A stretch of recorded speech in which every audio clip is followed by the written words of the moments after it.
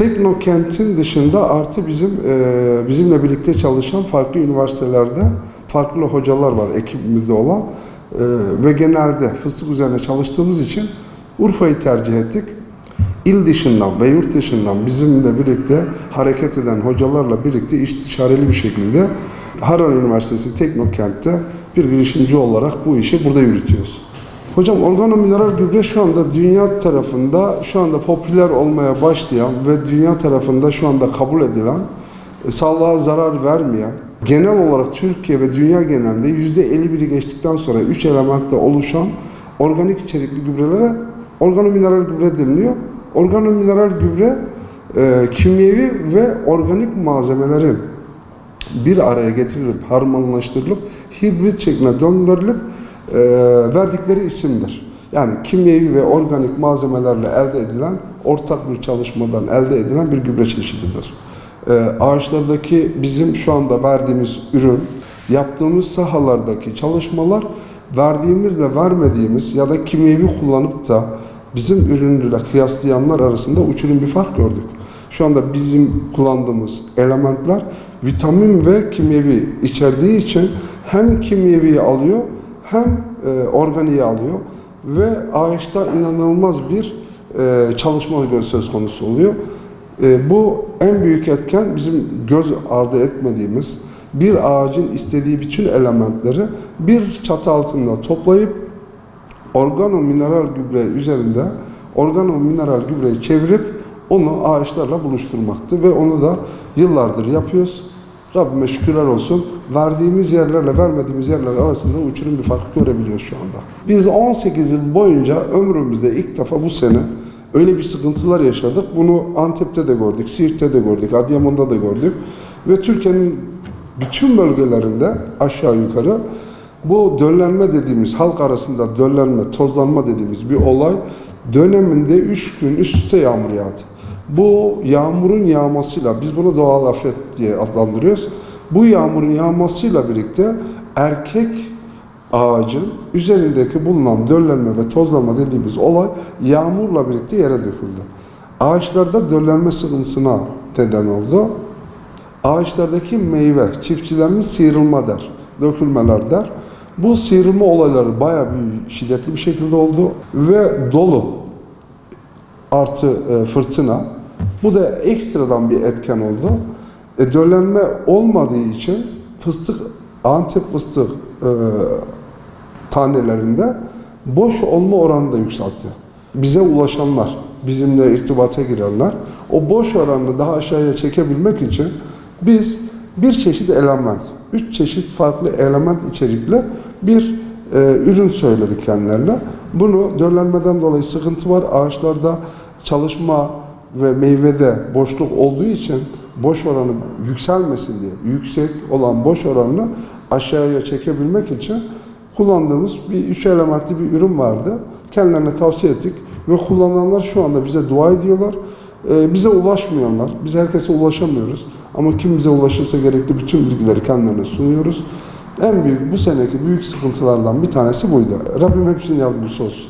Zamanı gelmeden tarlalar nemliyken yağmurlardan yeni kurtulmuşuz. Mart ve Nisan sonlarında. Daha toprak nemliyken, bunu da bizim toprakçımız söylüyor. Tabii o kendi elinde uzman ekip. Bunun üzerinde yaklaşık 12 yıl bir çalışma yapıldı. Ve biz de 18 yıldır bu işin üzerinde çalışma yapıyoruz. Organomineral üzerinde. Bu çiftçilerimiz toprak altında nem varken tarlayı sürmeye kalkıyorlar. Ve tarladaki soruyoruz niye? Diyor ki hocam diyor tarlada diyor ot var. Diyorum ki ot senin tarlana %1 zarar verirken sen tarlanı sürdüğün zaman ağacına %20 zarar veriyorsun.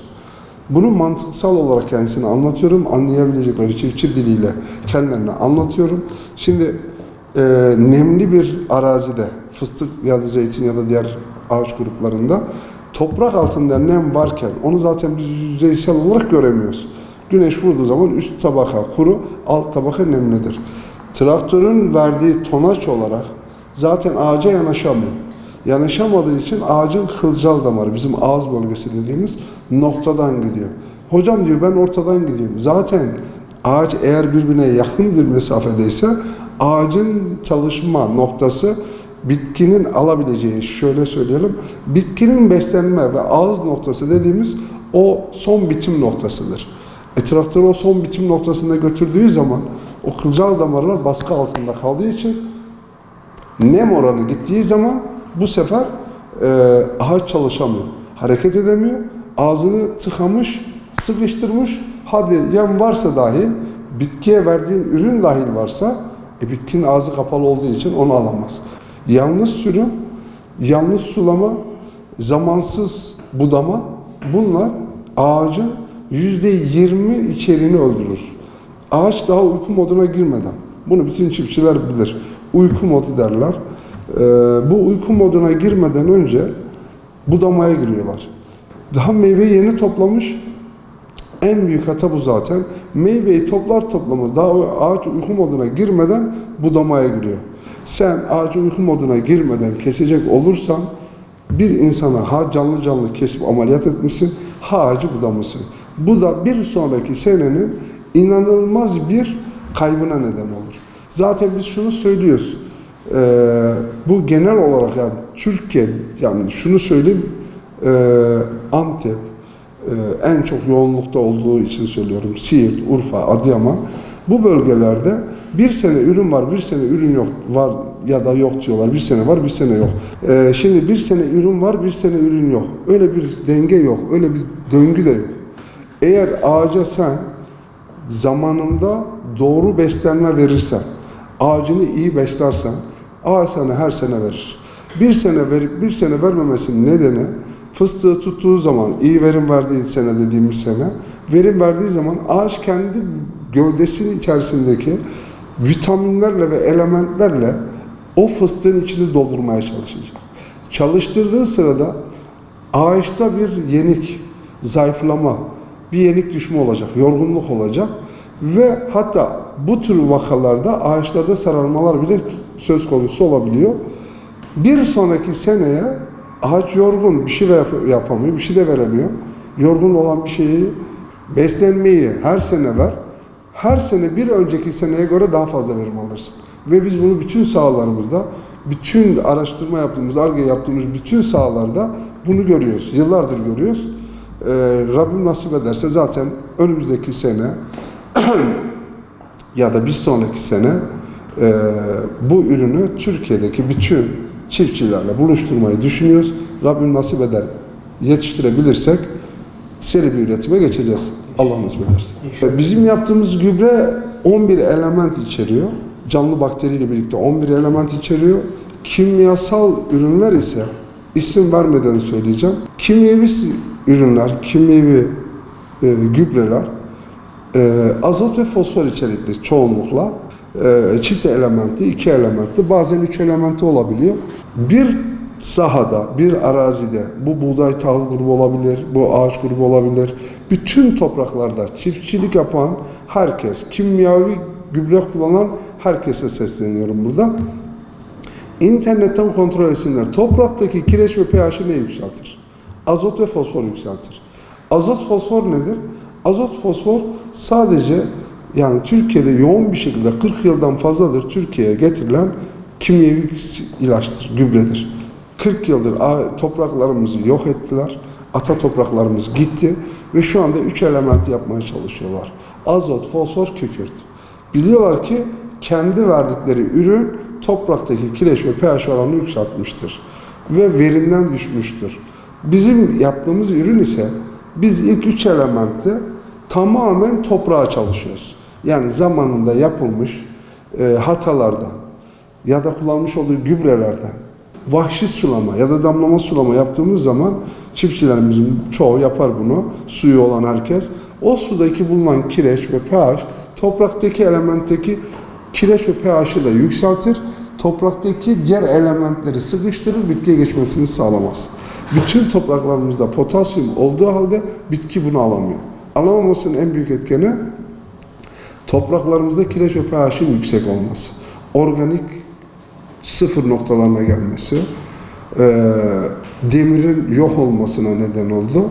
Bizim yaptığımız ise diyoruz ki biz ilk 3 elementle tamamen topraktaki o pH ve kireci çözeltisini sağlayıp toprağı bir kere kireç ve pH'tan kurtaralım.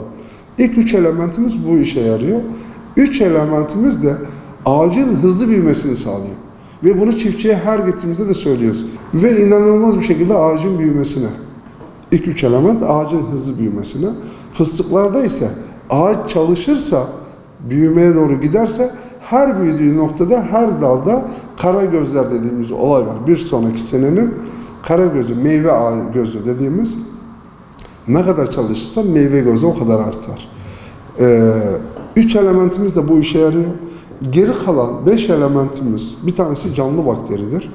Geri kalanlar da ağacın meyvesinin büyümesini, boş olma oranını aşağı çekme, adet sayısı bir salkımda 10-20 habbe varsa, adet varsa biz bu 20 adeti, bir salkımdaki 20 adeti 30 adete çıkarmaya çalışıyoruz, 40 adete çıkarmaya çalışıyoruz ve bu 40'ın ötesinde bir de adet sayısının büyüklüğü. Sorsunlar, bu aydın organomineral gübre, yapılan gübre nedir? Sorsunlar çevresine. Kullanan var mı? Var dedikleri zaman sahaya gidip görsünler. Bizim için değil, kendileri için gitsinler görsünler. Çünkü biz bunu bir seri üretime başladığımız zaman 1 yıl beklemelerine gerek yok, 2 yıl beklemelerine gerek yok. Ürünü dalında, yerinde gördükleri zaman ağacı, gönülleri, kalpleri tatmin olacak. Çiftçi kazanırsa herkes kazanır. Çiftçi kaybederse hepimiz kaybederiz. Eğer biz şunda diyoruz ki biz bir karınca misali, eğer biz arazilerde, sahalarda biz verimi belli bir nokta arttırabilirsek ne mutlu bize. Organomineral ve kimyevi gübrelerin arasındaki fark bu. Onlar tamamen topraktaki kireçle pH'i yükseltirken biz hem kireç pH'i düşürüyoruz, hem ağacın hızlı büyümesini sağlıyoruz, hem bitkinin güzel çalışmasını, verimin artmasını neden olmaya çalışıyoruz. Aramızdaki fark bu.